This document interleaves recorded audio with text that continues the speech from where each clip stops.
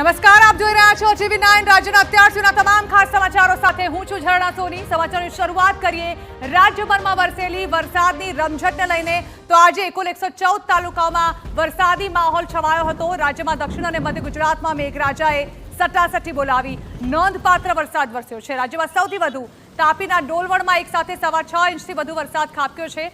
તો આ તરફ મધ્ય ગુજરાતમાં પણ મેઘમહેર જોવા મળી। પંચમહાલના શહેરામાં 4.25 ઇંચ વરસાદ વરસ્યો છે। તો તાપીના વાલોડમાં 3.94 ઇંચ વરસાદ નોંધાયો છે, જ્યારે કે સુરતના ઉમરપાડામાં 3.19 ઇંચ વરસાદ વરસ્યો છે, જ્યારે કે ખેડાના નડિયાદ અને આણંદના ઉમરેઠમાં 3.3 ઇંચ વરસાદ પડ્યો છે, જ્યારે રાજ્યના 27 તાલુકાઓમાં 1 ઇંચથી વધુ વરસાદ નોંધાયો છે।